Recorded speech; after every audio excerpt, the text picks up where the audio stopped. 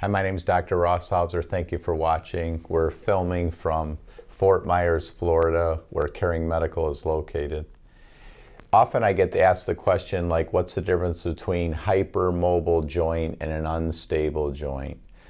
There's lots of people who have extra mobility in the joint, but they don't have any symptoms. And there's other people who, when you actually look at the range of motion of the joint, it may be within the normal range, but they actually have quite a bit of instability.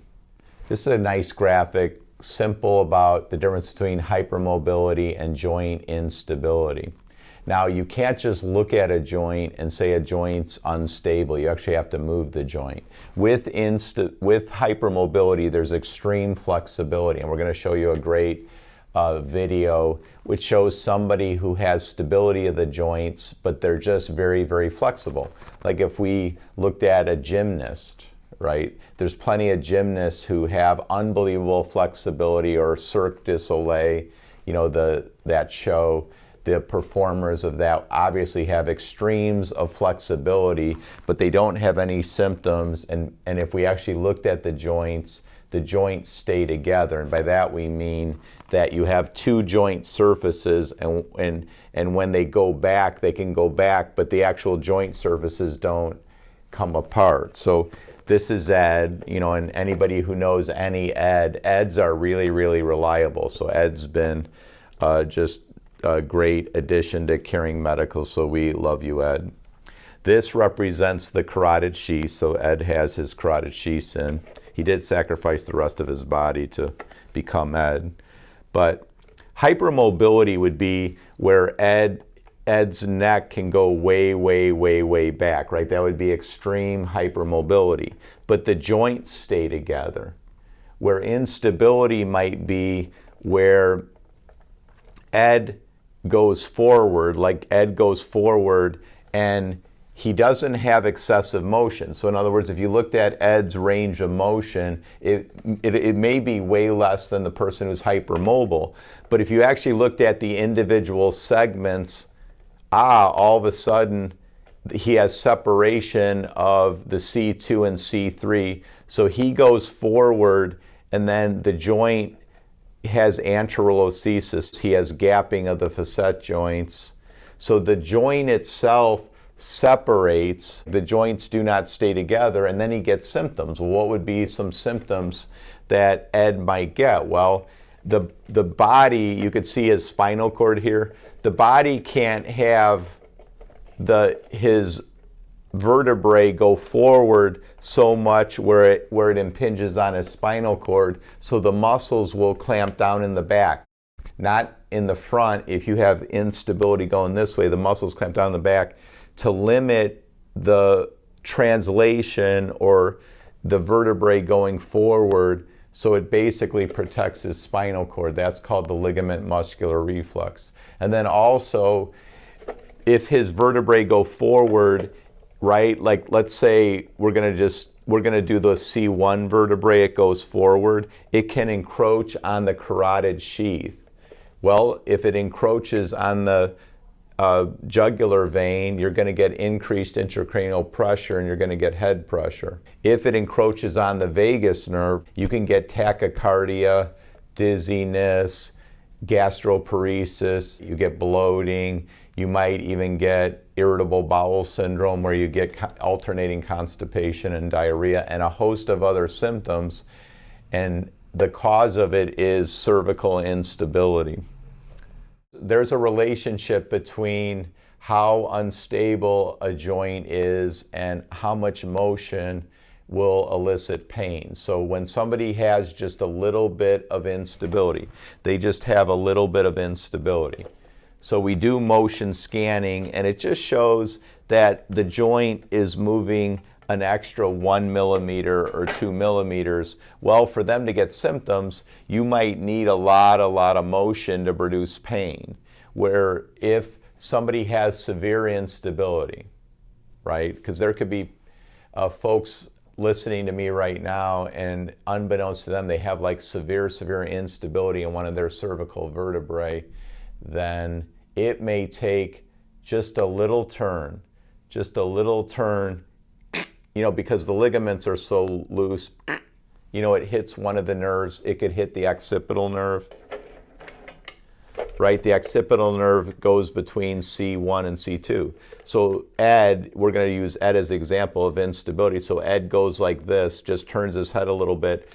This joint is unstable, and then it hits the C2 nerve, and boom, Ed gets a really, really severe occipital headache. Or Ed has C1, C2 instability really bad, and all he does is jut his chin out. So he juts his chin out just a little bit, and it closes this space, and then it hits the C1 nerve, and that causes you to have a migraine headache. Like, in other words, a person didn't do anything. All they did was they're making lunch, and they go like this. All they're doing is making lunch, but they don't realize they're obstructing the C1 nerve or the vertebral artery that goes between the occiput and C1, and all of a sudden they get dizzy, lightheaded, or they get a migraine headache. And it's because they have severe instability, and because of that, the bones just move way too much in relationship to the motion that they're doing. That's why some people just move wrong just a little bit and they get a lot of symptoms. That's because they got a lot of instability, where other people can do a lot of things, and it takes a lot to get symptoms because they're not as unstable. The missing link in a lot of people in making the diagnosis is just they haven't had motion scanning.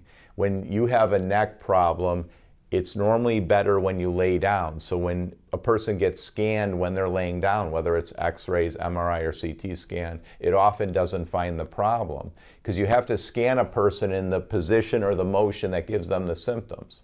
So that normally is in the upright position. So upright MRIs, upright flexion extension x-rays, digital motion x-ray.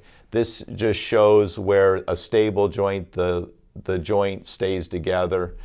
Where an unstable one, you could see where there's overhang here, right here. You could see where this person has 4 or 5 millimeters overhang of C1, C2, and thus we've made the diagnosis for them of upper cervical instability. Then they can do a treatment regime such as prolotherapy to resolve that.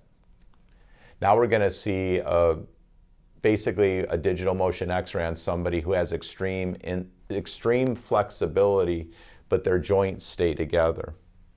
So we could see this is, in the neutral position. They do have a cervical curve, which is better than what most people come in. And watch the extreme motion. The vertebrae stay together. Like, look at the extreme motion, but the vertebrae stay together. Even going down, they have extreme flexibility. Extreme flexibility. And then right here they have just a smidgen, just a real little bit of overhang. But for the most part, it really does stay together, even though they have, look at the extreme motion that the person has. So this was a person who was born with really extreme flexibility. They didn't meet the criterion of Ehlers-Danlos, but they were very close. And they had a myriad of symptoms. But when we did a digital motion x-ray, the vertebrae really did stay, for the most part, together. So the problem is something else. It's not related to instability. This person doesn't need a bunch of prolotherapy and the expense that goes with it. So when we scan people, it isn't just to figure out the cause of the problem. We want to make sure that the treatment they get is going to resolve it. So this particular person could do some upper cervical chiropractic work because their C1 was off a little bit, and then of course they can do all the holistic care, natural medicine type treatments such as proper diet, proper lifestyle, and then if need be, then they do analyses for such things as food sensitivity, mold toxicity, and the normal things, nutrient deficiencies that we do in holistic care.